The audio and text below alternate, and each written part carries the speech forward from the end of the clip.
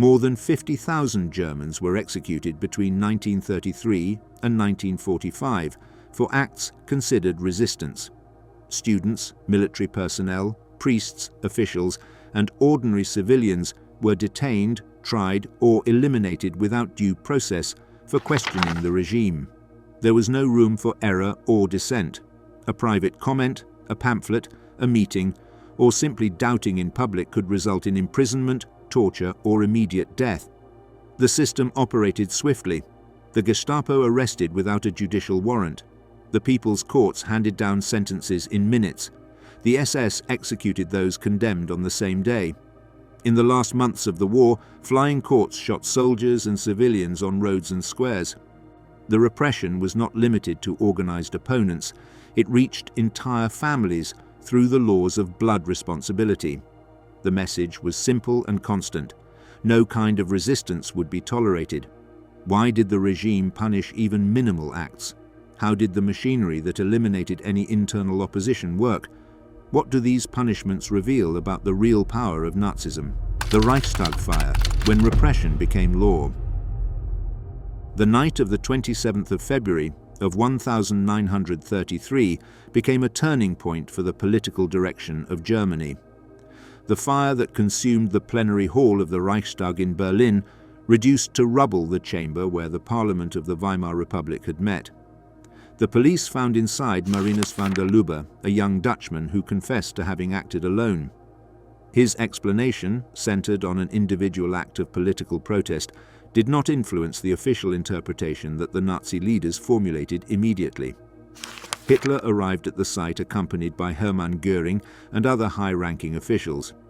The Chancellor publicly declared that the fire constituted evidence of a communist plot seeking to destabilize the state.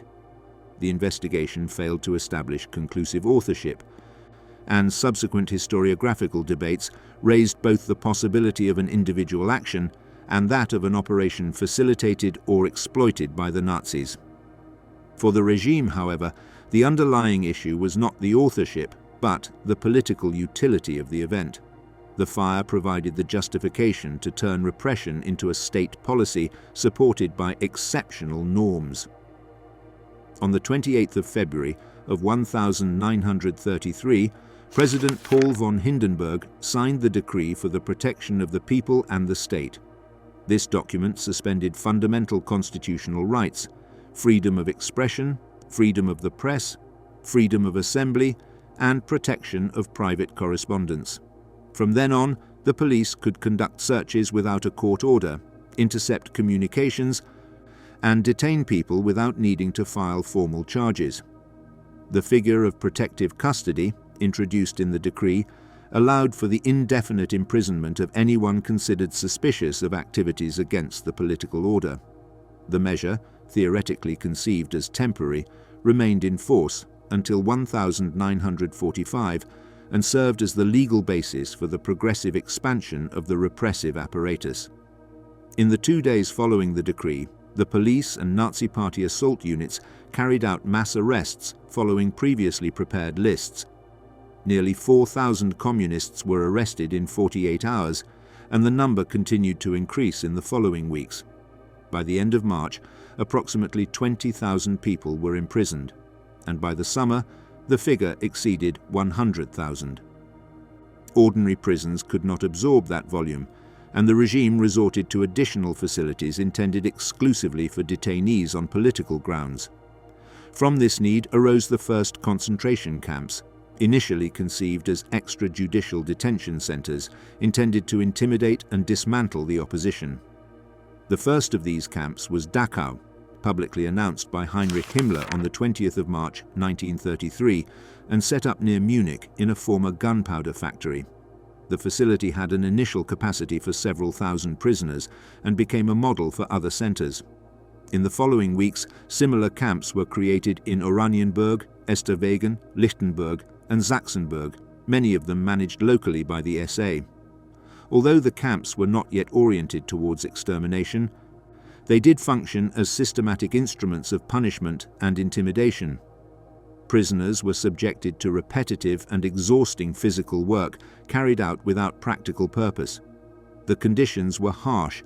overcrowded barracks, scarce food, and lack of adequate sanitary measures. Corporal punishments were frequent and executed with impunity. Deaths attributed to alleged escape attempts, mostly covert executions, became common.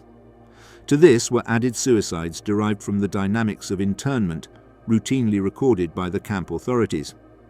As the camps were consolidating as part of the repressive system, the regime established complementary legal mechanisms to formalize political persecution. On the 21st of March 1933, the decree against malice came into effect, which created special courts responsible for prosecuting political offences through summary procedures. These courts did not use juries, and the judges were directly appointed by the Nazi Party. The definition of treason or subversion was interpreted broadly and allowed for convictions ranging from the spread of rumours considered harmful to listening to foreign radio broadcasts. Any critical comment about the regime could lead to prison sentences. On April 24, 1933, a law was enacted that extended the scope of offences punishable by death.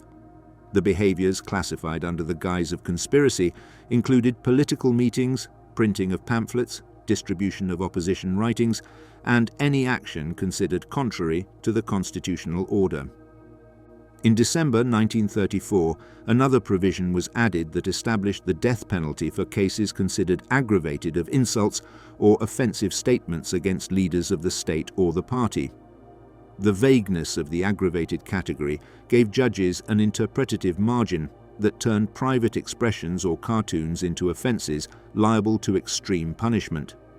The SA simultaneously acted as a paramilitary force, extending terror beyond the legal framework. Their activity was evidenced in episodes like the Week of Terror in Köpenick in June of 1933. During those days, SA groups carried out arbitrary arrests, torture and murders against opponents and some Jewish residents. The victims were beaten, held for days, and abandoned without medical attention. At least 24 people died in that episode. The police did not intervene. Since the 17th of February 1933, Göring had ordered that the members of the SA, SS and Stahlhelm not be arrested for actions against communists or other enemies of the state. The instruction granted these units total impunity and turned them into an unofficial instrument of political pressure. On March 23, 1933, the Reichstag passed the Enabling Act, which gave Hitler the ability to enact laws without the participation of the parliament, and even in contradiction with the constitution. The session occurred in an atmosphere of intimidation. Communist deputies were absent due to arrests and being in hiding, and the Social Democrats, although they voted against, had no chance to block the measure. The building was surrounded by SA units, and the corridors were occupied by party members who exerted visible pressure on the legislators. The passing of the law turned the Chancellor into an authority with absolute legislative power. In the following months, the multi-party system was completely dismantled. The Communist Party had been banned after the Reichstag fire. The Social Democratic Party was dissolved in June of 1933, and other political organizations, such as the Centre Party, dissolved under pressure from the regime. On the 14th of July of that year, a law established the Nazi Party as the only legal political force. From then on, forming or maintaining an alternative party became a crime punishable by imprisonment. The consolidation of power also had internal implications within the Nazi movement itself. On the 30th of June in 1934 began the Night of the Long Knives, a purge directed against the leadership of the SA. Ernst Röhm, its leader, had expressed aspirations to expand the role of the organization and even integrate the regular army under his command. These ambitions generated distrust in the military leadership and concern in Hitler, who chose to neutralize Röhm and his allies through an operation of arrests and executions. The purge also included General Kurt von Schleicher and other politicians who had expressed criticism or maintained positions contrary to the regime. Official figures mentioned 77 deaths, although later studies calculated a higher number. After the purge, the SS took control of internal security and consolidated a more disciplined and centralized political police apparatus. The Gestapo, formally created in 1934, quickly integrated into this structure and took on the task of identifying and neutralizing opponents. Its activity relied on informants, constant surveillance, and preventive detentions. At the same time, the SS strengthened the concentration camp system and developed additional capabilities that, in subsequent years, would expand into more complex forms of repression and state violence. By the end of 1934, the process of transforming Germany into a totalitarian state was practically consolidated. Political parties had been eliminated, the press was under strict control, labor unions had disappeared, and public life was regulated by rules that penalized any dissent.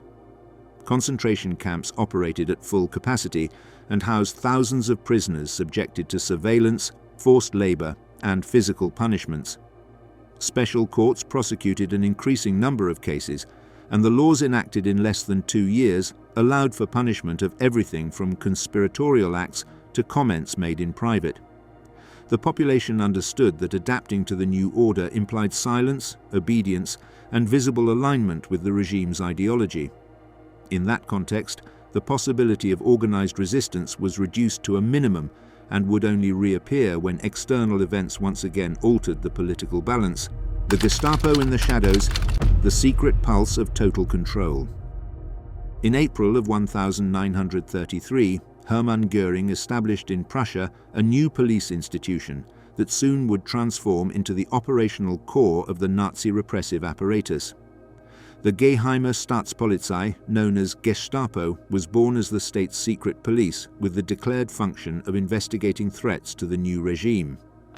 The name was created by an administrative employee while searching for a suitable abbreviation for official forms, without anyone imagining that it would become one of the most recognizable symbols of political terror of the 20th century. Rudolf Diels, an official of the Prussian political police, was its first operational director, although the initial structure responded directly to Göring's vision. In 1934, Heinrich Himmler, head of the SS, took control of the organization and progressively integrated it into a national police system. 2 years later, Hitler appointed Himmler as head of all German police, which allowed Reinhard Heydrich to organize the Gestapo within the Reich Main Security Office. By 1936, the Gestapo functioned as a centralized institution with authority throughout German territory and the ability to act without judicial checks. The legal framework that defined the Gestapo was designed to place the institution outside any formal control. Its agents could arrest, interrogate, and detain people without needing to press charges or obtain court orders. The figure of protective custody, radically reinterpreted from 1933, allowed for preventive detentions without time limits. Those admitted under this figure were not sent to regular prisons, but directly to concentration camps administered by the SS. The absence of judicial procedures, defense lawyers, or legal recourse transformed each arrest into an indefinite sentence. The Gestapo was not required to notify families or provide information about the detainees' whereabouts. This parallel system of extrajudicial justice meant that thousands of people disappeared without leaving an administrative trace. Although public perception considered the Gestapo an omnipresent organization, its actual size was surprisingly small. In 1944, at the time of greatest expansion, it had about 31,000 agents to monitor a population of 66 million inhabitants within the Reich, not including occupied territories. This apparent disproportion was resolved through a fundamental method for the institution's effectiveness: the systematic use of civilian reports. The Gestapo depended deeply on the voluntary collaboration of the population. Neighbors, co-workers, and even family members sent written reports that were routinely examined. Most of the cases investigated began with a suspicion conveyed by ordinary citizens, who reported comments overheard in private conversations, behaviors perceived as disloyal, or simple personal disagreements raised to the level of political crime.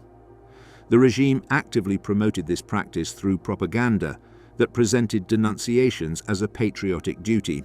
At the same time, the fear of being accused indirectly encouraged widespread self-censorship. Subsequent investigations revealed that only around 10% of the Gestapo files dealt with organized political resistance. The vast majority referred to minor infractions, listening to foreign broadcasters, spreading rumors, making critical comments about government measures, or expressing doubts about German military policy. The apparent thematic dispersion of these cases did not diminish their impact. On the contrary, the unpredictability of punishment reinforced the system's effectiveness, as it demonstrated that any comment could trigger a formal investigation. The interrogation methods employed by the Gestapo were based on the combination of physical and psychological pressure. Beatings with batons, cables, and blunt objects were part of the standard procedures. Sleep deprivation was used systematically, keeping detainees in lit rooms for days while the interrogators continuously took turns. Repeated immersion in cold water was recorded to induce partial asphyxiation without causing immediate death, as well as the application of electric shocks to sensitive areas of the body. The main objective of these methods was not limited to obtaining specific information, but to generating total collapse of resistance. The information obtained during interrogations was used to expand networks of suspects, producing a multiplier effect that could dismantle clandestine organizations in a few days. This method had an immediate impact on the communist and social democratic resistance. Between 1933 and 1935, the networks of the German Communist Party were practically destroyed. More than 100,000 militants were arrested during the first years of the regime, and about 25,000 died in executions or concentration camps before 1945.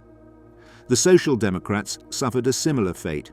In May 1933, the regime banned trade union organizations and replaced them with the German Labour Front, eliminating structures that had operated for decades. Union leaders were arrested en masse, while some managed to go into exile and establish networks in Prague, Paris, and London. However, their attempts to maintain contacts with Germany were thwarted by the systematic interception of correspondence, the infiltration of couriers, and intensive communication surveillance. By 1935, politically organized resistance within the country was reduced to small cells with practically no operational capacity. The practice of mass preventive detentions intensified over time. In July of 1935, Himmler ordered the increment of communist prisoners by 1,000 people. The regional heads of the Gestapo, responding to incentives of ideological zeal, exceeded the assigned figure and arrested more than 1,500 people in a few days. About 800 were sent to Sachsenhausen and another 700 to Dachau. These detentions did not respond to specific detected actions, but to general assessments based on ideological suspicions. The concept of guilt expanded to include not only political activities, but also alleged intentions or past affiliations. Being a former communist militant, having relatives linked to left-wing parties, or having expressed political sympathies years before, could justify indefinite arrest. The special courts created in 1933 complemented this extrajudicial system. They operated without a jury and with rapid procedures. The sentences were unappealable. The judges were selected for their political commitment to the regime, which guaranteed verdicts aligned with the priorities of the state. Between 1934 and 1935, only 13 death sentences were registered, a figure considered insufficient by the Nazi Ministry of Justice, which formally criticized various cases for lack of severity. The institutional pressure to toughen the judicial system resulted in a sustained increase in the severity of the sentences. By the late 1930s, the special courts were handing down several hundred annual sentences, many of them with the death penalty. Conduct that, in 1934, involved imprisonment of 2 years was punished by execution in 1938. The complementary legislation further reinforced the repressive system. On the 20th of December 1934, a law drastically expanded the application of the death penalty by allowing offensive statements against party leaders to be considered aggravated offences. The lack of precision in the definition of aggravated allowed private comments, cartoons, or intercepted personal letters to be interpreted as serious threats against the state. The so-called Malicious Practices Act, enacted in March of 1933 and later expanded, made the dissemination of rumours or indirect criticism of the regime a punishable offence. Thousands of documented cases show the systematic application of these laws to everyday situations: workers convicted for expressing pessimism, elderly people arrested for making negative remarks in private conversations, or women prosecuted for expressing concern for relatives at the front. Surveillance also extended to the religious realm. The Concordat signed in July of 1933 promised autonomy to the Catholic Church, but the regime repeatedly violated its provisions. Priests who criticized Nazi policies were arrested on fabricated charges. The so-called priests' trials between 1935 and 1937 sought to discredit religious institutions through accusations of improper conduct. In the Protestant realm, internal division weakened any capacity for opposition. The German Christians movement openly supported the regime, while the confessing church tried to resist, although its possibilities were limited. Pastors like Martin Niemöller were arrested and sent to concentration camps for years for questioning state intervention in ecclesiastical affairs. The infiltration of the Gestapo into clandestine organizations also reached anarcho-syndicalist groups. In 1936, through information from an informant, the police conducted a coordinated operation that resulted in the arrest of 89 members. Many died executed or in concentration camps. These operations demonstrated the Gestapo's ability to penetrate even small and highly clandestine networks dedicated to organizing strikes, distributing propaganda, or supporting volunteers traveling to the Spanish Civil War. By 1939, on the brink of the Second World War, the German repressive system had reached an exceptional level of coordination and effectiveness. The Gestapo, along with the SS, special courts, and concentration camps, formed an integrated structure that could identify, arrest, and neutralize political opponents almost immediately. The network of civilian informants completed the mechanism, turning society into an active element of state control. In that context, organized resistance was practically impossible. The few cells that continued operating had few resources, minimal contacts, and a margin of action reduced to symbolic tasks such as distributing leaflets or carrying out night graffiti. The regime had managed to build a surveillance system that did not rely solely on the physical presence of the police, but on the internalization of fear. The possibility of denunciation was always present. Social relationships were completely transformed. Anyone could become an informant, and any careless expression could be interpreted as a political crime. The population adapted their daily habits to this environment. Self-censorship, extreme prudence, and constant vigilance replaced spontaneous social interaction. In this way, the repressive system acquired its final form, setting the stage for its expansion during the war years, when these structures would be applied in occupied territories with even greater intensity. The besieged nation, when the war made every citizen suspicious.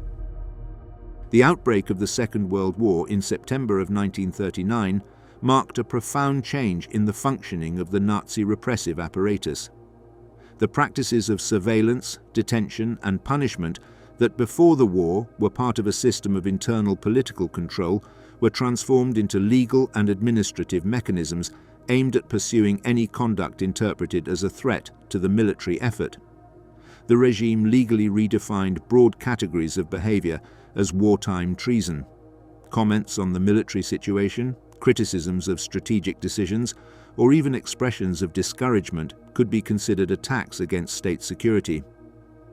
The transition from the conceptual framework of political dissent to that of wartime treason allowed for the application of more severe punitive measures without the need to substantially modify the existing institutional structure.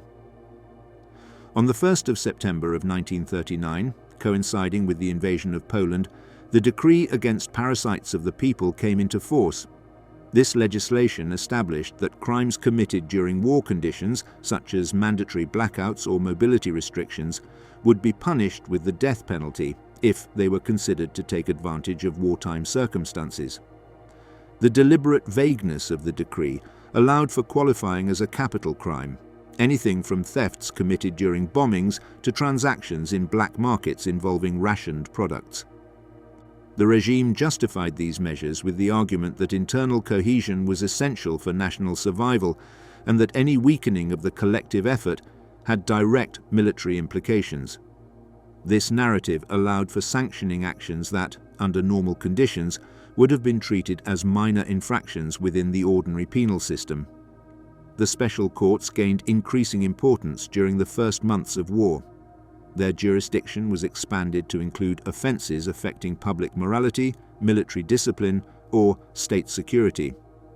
Listening to foreign broadcasters, especially the BBC or Radio Moscow, became a serious offence, as legislation considered these broadcasts to be enemy propaganda tools. Reports related to domestic radios increased significantly during the early years of conflict, partly due to social pressure generated by intensified surveillance. Trials were resolved quickly, and sentences, which before the war could range from fines to brief periods of imprisonment, turned into death penalties with increasing frequency. Between 1939 and 1945, the number of executions ordered by special courts reached figures much higher than those recorded during the years before the conflict. The occupation of Poland in 1939 inaugurated a model of repressive administration aimed at eliminating any possibility of national organization. The SS and the Gestapo closely followed the combat units with lists drawn up before the invasion that identified representatives of academic, religious, professional, and political institutions. Operation Tannenberg and the AB Action were operations aimed at eliminating the Polish intellectual elite. The victims included teachers, professors, priests, doctors, and municipal officials. The aims were to carry out selective executions that would dismantle any local leadership structure and reduce the capacity for organized resistance.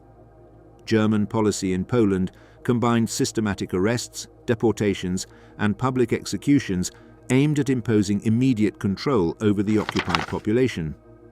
Public executions became an instrument of collective intimidation. In numerous towns and cities, shootings and hangings were carried out in places visible to the local population. In many cases, German authorities forced residents to witness these actions. The official purpose was to prevent clandestine activities by demonstrating the consequences. These executions responded to specific orders aimed at consolidating the occupation. The combination of public violence and mass detentions sought to ensure operational control of an extensive and diverse territory through the selective elimination of elements considered potentially hostile. In parallel, the concentration camp system underwent significant expansion between 1939 and 1941. Existing camps were expanded with new barracks sections, and additional facilities were built to handle the growing arrival of prisoners from occupied territories. In this initial stage of war, prisoners included Poles, Czechs, French, Dutch, Belgians, and Norwegians, in addition to Germans considered political enemies. Conditions in the camps deteriorated rapidly. The demand for forced labor increased due to military production requirements. Exhausting work in quarries, underground factories, and infrastructure projects was carried out under strict supervision, with food rations that did not meet basic needs and virtually non-existent access to medical care. Mortality due to physical exhaustion, diseases, and malnutrition grew in considerable proportions. Repression within the German territory itself also intensified. Any expression contrary to the official discourse about the course of the war could be reported as defeatism. The law against malice, applied since 1933 and reinforced during the conflict, was now used to punish comments deemed harmful to public morale. The network of civilian informants, already established before the war, became even more active. Gestapo offices continually received reports from citizens about conversations overheard in trams, markets, factories, or ration lines. These reports led to interrogations and, in many cases, severe sentences. Authorities interpreted any comment about food shortages, increased bombings, or enemy progress as signs of ideological threat or moral sabotage. The invasion of the Soviet Union in June of 1941 introduced an additional level of violence. The military planning included specific orders directed at German officials to execute captured Soviet political commissars without trial. Retaliations against civilian populations on the Eastern Front were applied in response to partisan actions. Entire villages were destroyed and their inhabitants executed. The conditions of war in the East allowed for extreme measures to be applied without legal limitations. The Barbarossa Jurisdiction Decree granted impunity to German soldiers for crimes committed against Soviet civilians, which intensified practices of village destruction, arbitrary executions, and mass deportations. The consequences of the war also marked the evolution of the internal judicial system. The People's Court, founded in 1934 and initially intended for cases of high treason, acquired a central role in the repression. Under the presidency of Otto Georg Thierack and later of Roland Freisler, the court issued an increasing number of death sentences. Freisler's stance was characterized by summary trials, constant interruptions of the accused, and the issuance of verdicts without the possibility of effective defense. Most of the accused faced charges related to defeatism, conspiracy, or suspicions of collaborating with foreign powers. Executions were carried out a few hours after sentencing, and were usually conducted by hanging or guillotine. Between 1942 and 1945, the People's Court sentenced several thousand people to death. The regime also extended the repression to religious and social groups considered insubordinate. Jehovah's Witnesses were systematically arrested for refusing military service or the compulsory salute. Many were sent to concentration camps, where they were assigned forced labor and pressured to sign statements renouncing their faith. The enforcement of paragraph 175 was intensified during the war, and the courts sent homosexual prisoners to concentration camps where they had to perform strenuous work under strict surveillance. The Sinti and Roma were massively deported starting in 1942 and subjected to policies that combined forced labor, hunger, and untreated diseases. In the occupied territories of Western Europe, German forces implemented systematic policies of collective reprisals. In France, Belgium, the Netherlands, Norway, and Denmark, military authorities responded to resistance actions with mass executions of civilians. In many cases, the deliberate destruction of entire towns was used as a deterrent method. Official reprisals established a fixed ratio of civilians executed for each German soldier killed in resistance operations. The massacre of Oradour-sur-Glane in June of 1944, where hundreds of civilians were killed, is one of the most notorious documented examples of this policy. As the conflict advanced and the defeats accumulated, the regime intensified its efforts to control any sign of internal discontent. The official expectation was that the population would adopt an attitude of absolute discipline in the face of growing difficulties. The repressive apparatus acted swiftly against any indication of moral collapse. Civil surveillance, informational censorship, special courts, and the camp system formed an integrated set that operated continuously throughout the war. By 1945, the scope of punishment had reached an unprecedented extent. The legal and administrative structure created during the early years of the conflict would continue to evolve even in the final moments of the regime, leaving a historical record of decisions based on a strategy of total control. Rebel minds, the deadly price of defying the Reich. In February of 1943, in the main building of the Ludwig Maximilian University of Munich, 2 students were observed dropping printed sheets from an interior balcony into the lobby. Hans and Sophie Scholl, 24 and 22 years old respectively, had been writing and distributing clandestinely for months a series of pamphlets collectively signed under the name The White Rose. These materials denounced Nazi regime policies, exposed information about crimes committed on the Eastern Front, and urged the educated population to reflect on the country's political direction. Their activities were carried out through postal distribution, hand delivery at universities, and night paintings on academic buildings. The janitor Jakob Schmid, who actively supported the regime, identified them and immediately notified the authorities. Minutes later, Gestapo patrols present on the campus proceeded to arrest them. Their colleague Christoph Probst was detained a few hours later after the seizure of a handwritten draft that directly linked him to the production of the pamphlets. The group's actions did not include physical sabotage, military assaults, or espionage activities. Their resistance consisted of political arguments centered on ethical principles and reflections on the sense of civic responsibility. Hans Scholl had served as a medical assistant on the Eastern Front in 1942, where he observed military procedures related to deportations and the treatment of Soviet civilians. The group, also composed of Alexander Schmorell, Willy Graf, and philosophy professor Kurt Huber, shared an interest in classical philosophy, religious thought, and the German humanist tradition. Their aim was to stimulate a moral debate among civilian and intellectual sectors through brief writings sent to universities in various cities.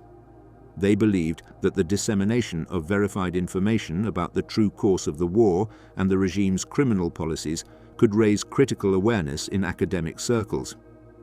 After the arrest, the Gestapo took the Scholls to their regional headquarters, where they were interrogated for several days. In an initial phase, both denied links with other people, but documents seized in home searches, including drafts and typographic material, contradicted these statements.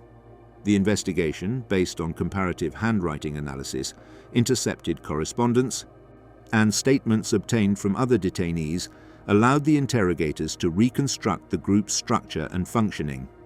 In parallel, searches were carried out in student residences and university premises to identify additional collaborators.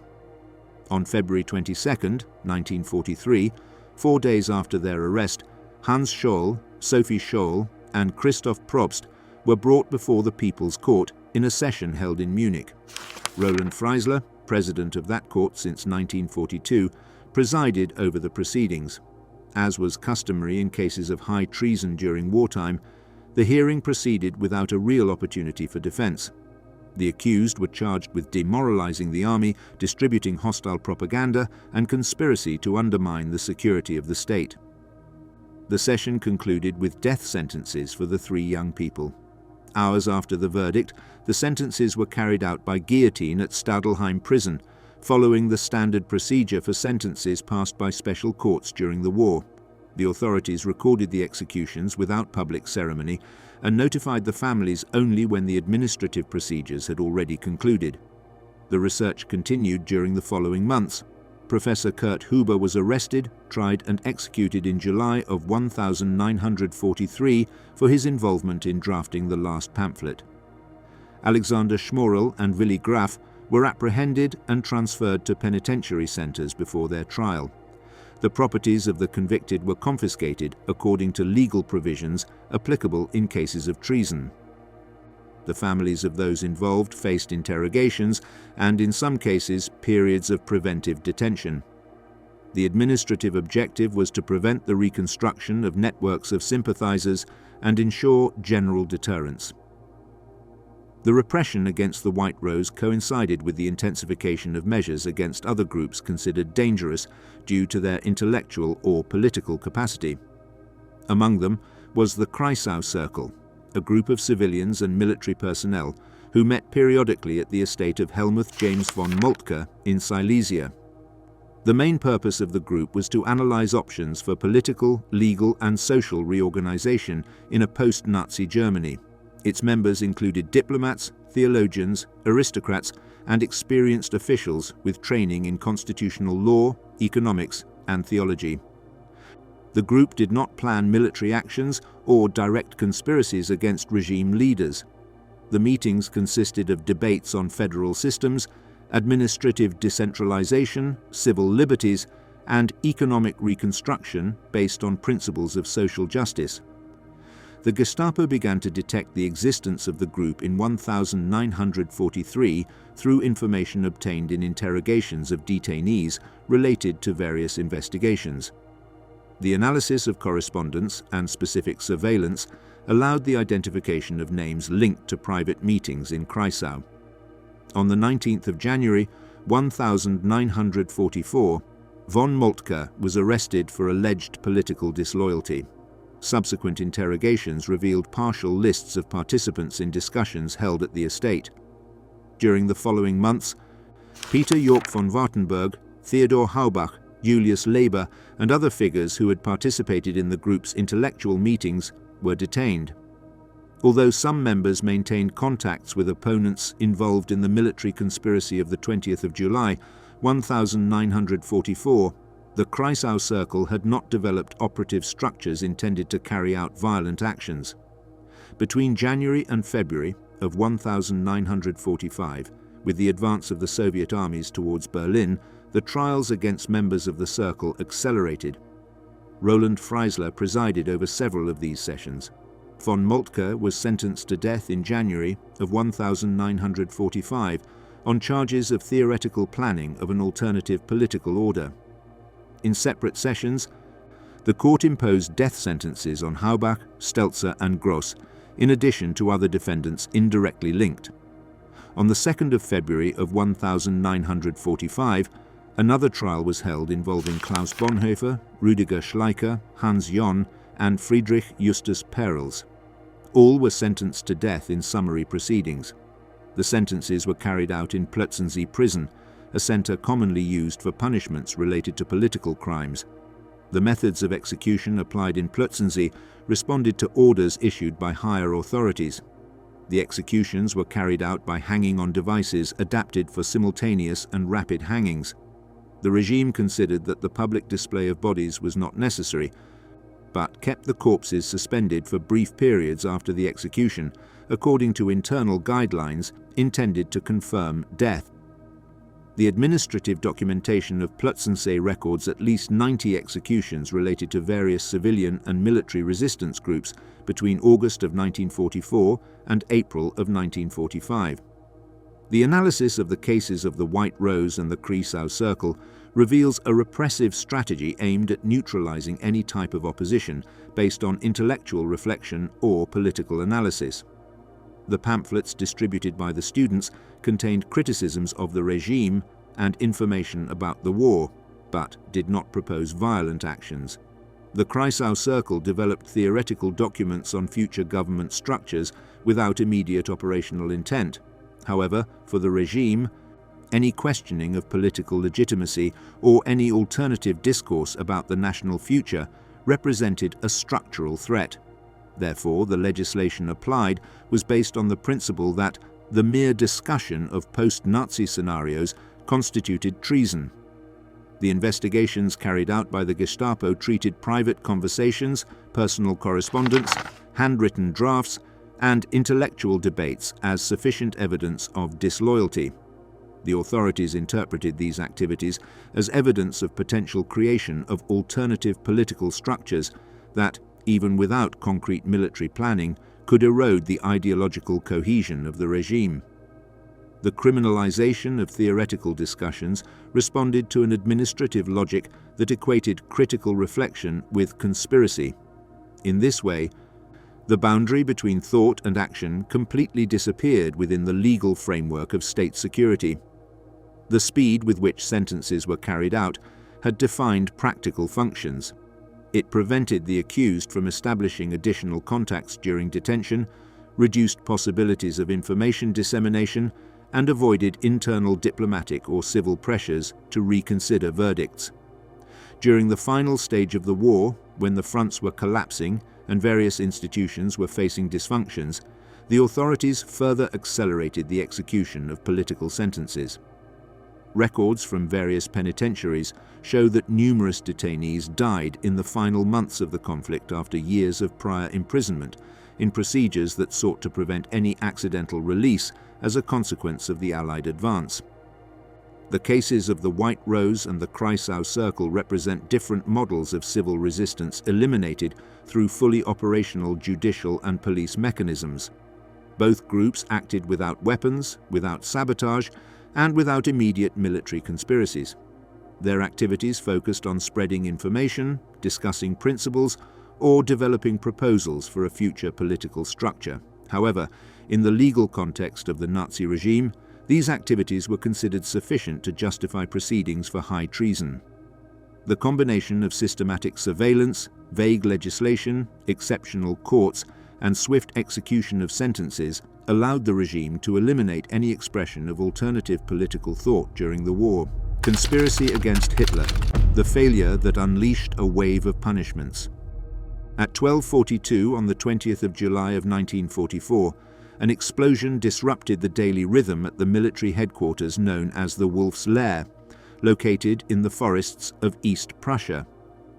A situational assessment meeting on the Eastern Front was underway when an explosive device placed inside a briefcase detonated inside the room. Colonel Klaus von Stauffenberg, an officer of the Reserve Army, had introduced the device moments before and left the complex under the pretense of attending urgent matters. The detonation caused the deaths of 4 attendees and serious injuries to several others. Hitler, located near the point of impact, suffered moderate injuries due to the partial protection offered by a table leg around which the meeting was held. The failure of the operation triggered a repressive campaign that extended during the last months of the regime. The attack was part of a series of plans that military and civilian circles had evaluated since 1938. The experiences accumulated in military campaigns and reports on crimes committed in occupied territories motivated various officers, diplomats, and administrators to consider the need for a change in leadership.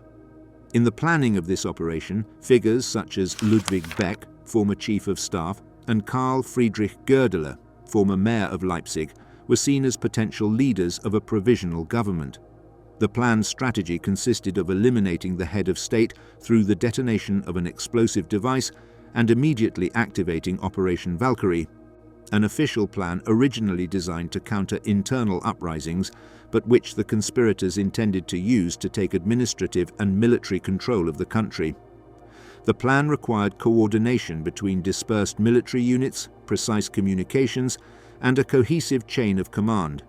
However, after the explosion, news of Hitler's survival spread unevenly, generating uncertainty among the commanders called to execute the subsequent phase of the plan.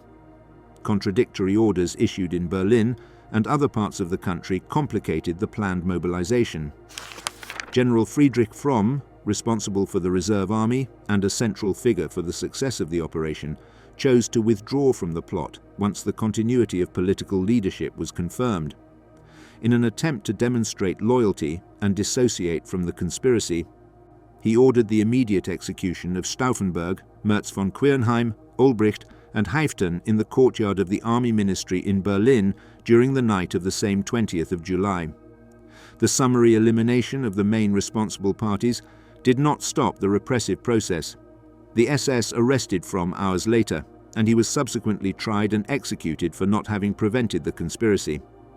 In the days that followed, Gestapo teams searched military offices, private residences, and correspondence archives in order to identify direct and indirect perpetrators. Seized private documents provided information on previous plans discussed between 1938 and 1943, which expanded the scope of the arrests. The repression relied not only on material evidence, but also on statements obtained during prolonged interrogations. The legislation applied at this phase incorporated measures of family responsibility. The doctrine known as Sippenhaft allowed the arrest of direct relatives of people accused of treason. This practice was applied systematically. Wives, parents, siblings, and even minors were detained or transferred to preventive detention centers. The case of the Stauffenberg family was used as a reference. His wife was sent to Ravensbrück, and relatives were detained even without evidence of involvement. Children of several conspirators were separated and temporarily placed in state institutions under modified identities.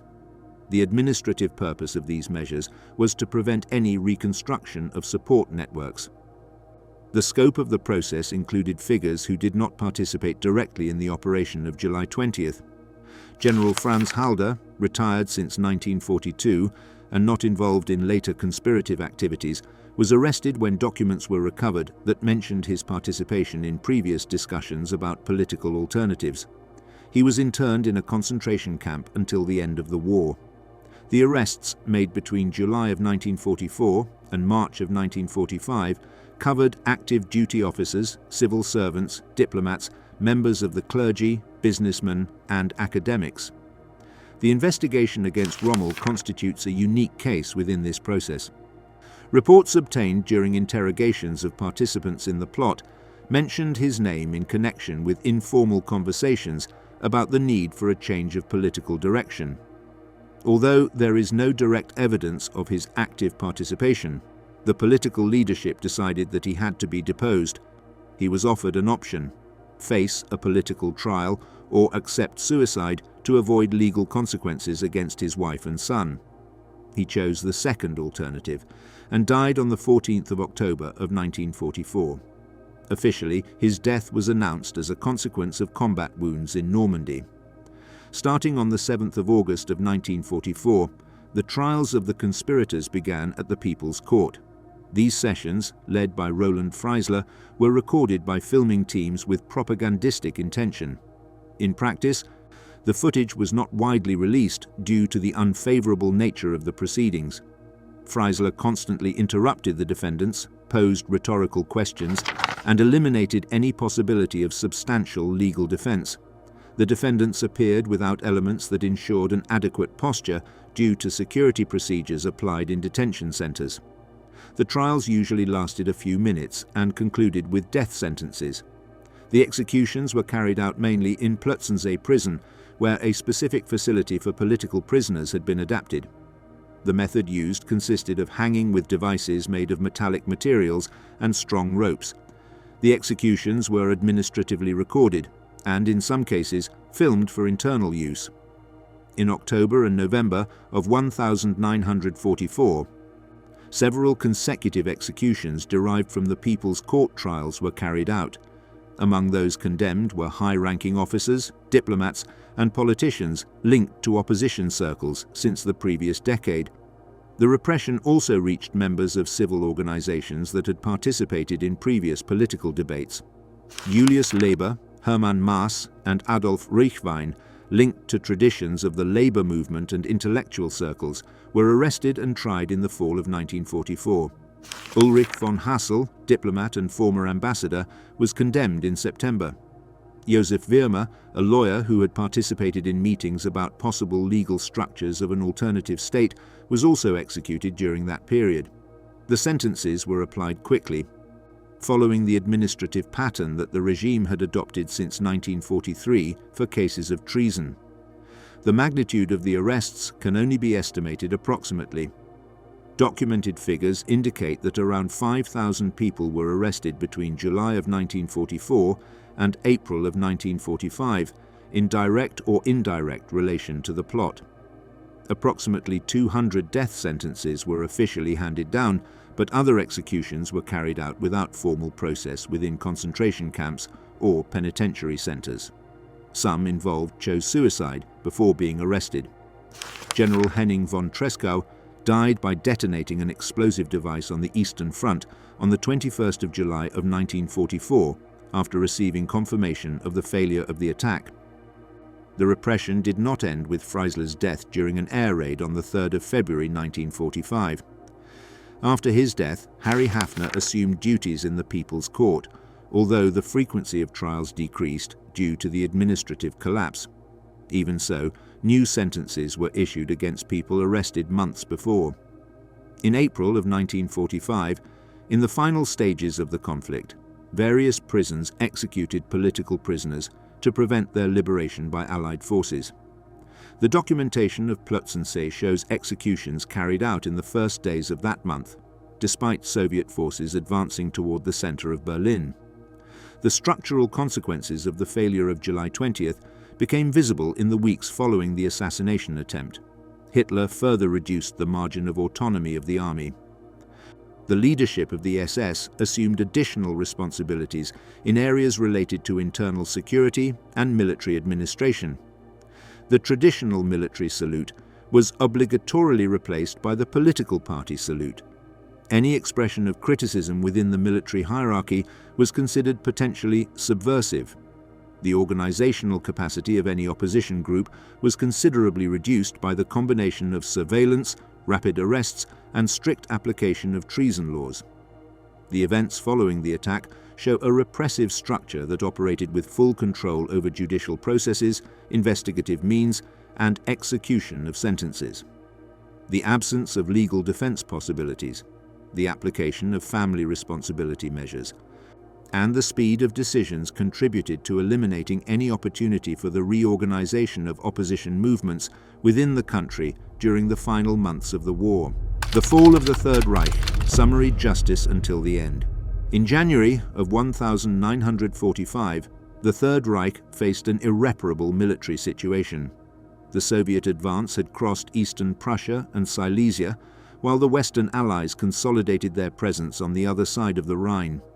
The transport infrastructure was deeply damaged by continuous bombings, making it difficult to move troops and logistical supply. Fuel was scarce on most fronts. Millions of civilians were moving inward to Germany trying to escape the combat. In this context, the repressive structure of the regime maintained its operation and adapted to face what the authorities considered a process of internal disintegration. Repression stopped focusing on political opponents and shifted to German soldiers and civilians accused of failing obligations in a war that was rapidly approaching its end. Military discipline progressively eroded, exhausted troops withdrew without orders to avoid encirclement, and numerous units were isolated by enemy advances. Command mechanisms became inconsistent. Damaged communications, loss of telegraph links, and the destruction of railway stations hampered the transmission of orders. Some units ignored directives from Berlin because they believed they did not respond to the actual situation at the front. The regime's response was the establishment of mobile punitive structures designed to restore discipline through immediate punitive means. These measures were not intended to build strategic operations, but to prevent the army from dissolving before the formal end of the conflict. Between February and April of 1945, the presence of flying courts intensified in combat zones and interior areas. These courts moved alongside military units to quickly assess behaviors considered disobedience, abandonment of position, or desertion. They were composed of a legal officer and 2 line officers, authorized to issue verdicts that were carried out on the spot. The trials usually lasted less than 10 minutes. There was no formal presentation of evidence or structured defense, and the rulings were final. This method allowed sentencing even when the front lines changed with significant speed. In numerous rural localities, these courts operated in squares, crossroads, or near railway stations where retreating soldiers gathered. The number of soldiers subjected to processes for desertion increased notably in the last months of the conflict. The figures preserved in military archives indicate that a very high proportion of executions for desertion were concentrated between January and April of 1945. Commanders who detected position abandonment, even when it responded to maneuvers to avoid encirclement, ordered mobile courts to intervene. Some of these soldiers attempted to return to their homes before the arrival of enemy units. Others simply hid in wooded or agricultural areas.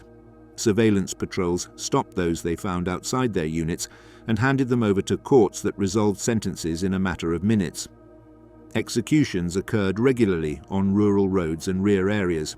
The Volkssturm, created in October of 1944 by recruiting men between 16 and 60 years, became a significant component of this punitive dynamic.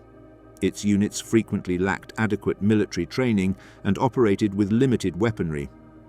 The authorities expected the Volkssturm to contain enemy advances in urban areas or act as a supplementary force in vulnerable sectors.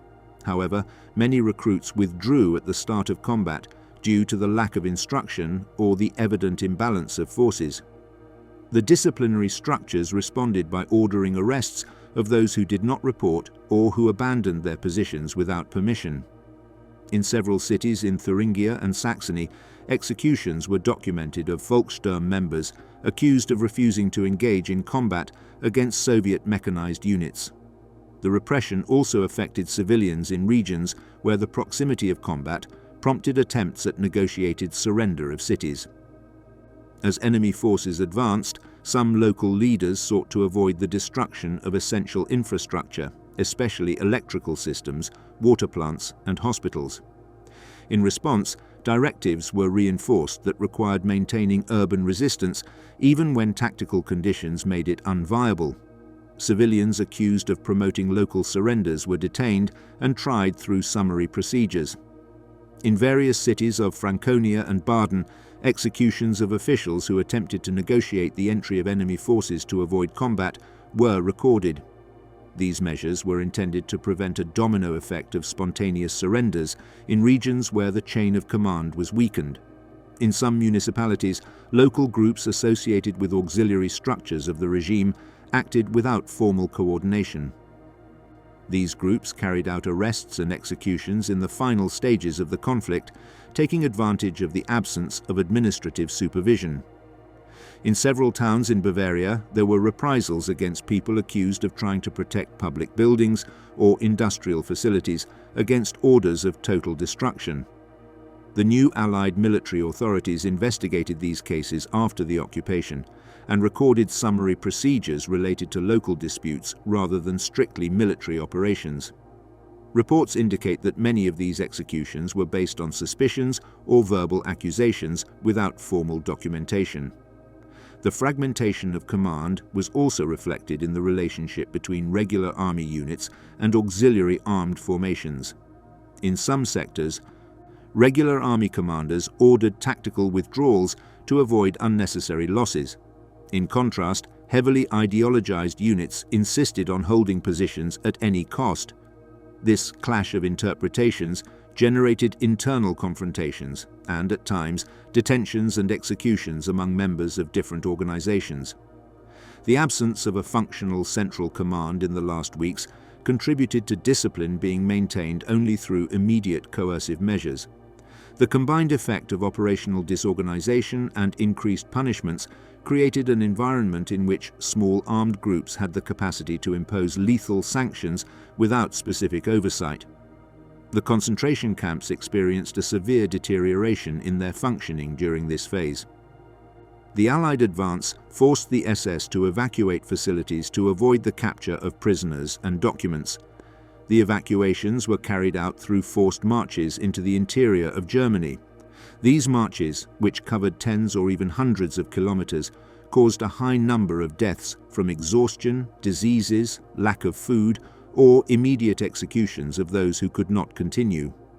Adverse weather conditions worsened the situation. Prisoners weakened after years of incarceration could not keep up with the marching pace. The guards enforced strict protocols that authorized the use of lethal force against those who lagged behind. As the fronts advanced, new columns of prisoners joined routes already saturated. The camps that were not evacuated also experienced episodes of violence in their last days of operation.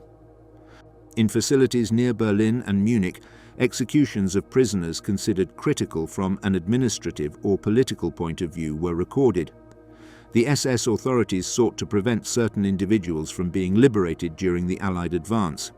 These executions were carried out in internal courtyards or adjacent areas. The available documents indicate that some prisoners were executed when the Allied units were already only a few kilometers away. The destruction of records before the arrival of enemy troops makes it difficult to fully reconstruct these episodes, but complementary sources confirm their systematic nature. The death marches constitute one of the most documented elements of the collapse of the concentration camp system. Columns of prisoners from camps located in Poland, East Prussia, and Silesia advanced into German territory during January and February of 1945. Other marches started in April during the retreat of the SS in the face of the American and British advance. The routes passed through destroyed rural areas, damaged bridges, and roads in poor condition. The prisoners walked in lines guarded by armed guards. The lack of food and rest resulted in a high mortality rate. Many prisoners died from pre-existing diseases that worsened during the march. Others were executed on the spot for attempting to stop. These marches continued until days before the final capitulation.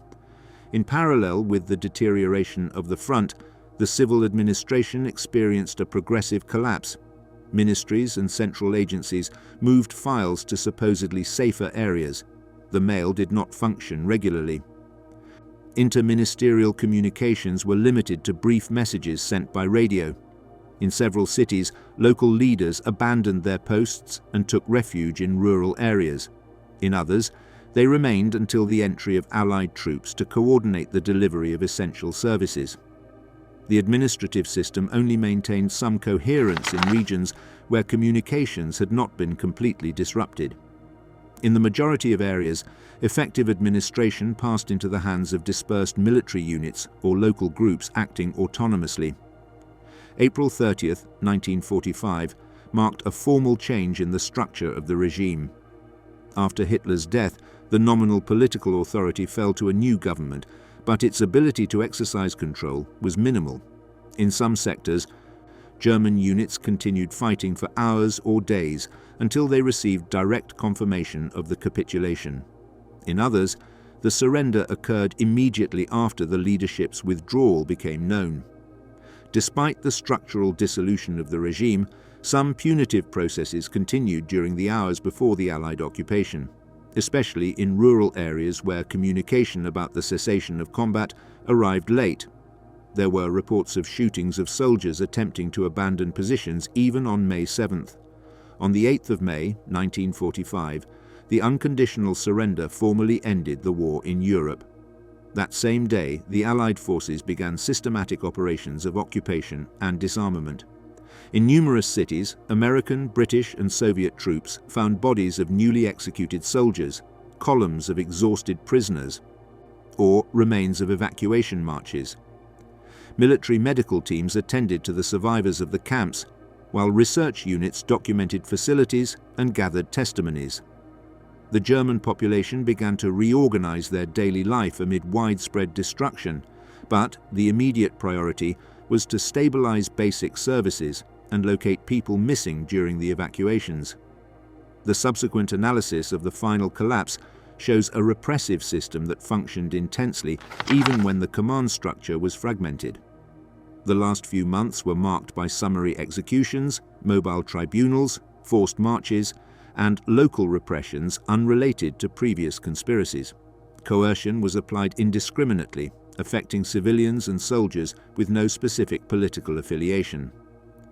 The regime's control over the population relied heavily on the immediate application of punishments and not on military operational capacity.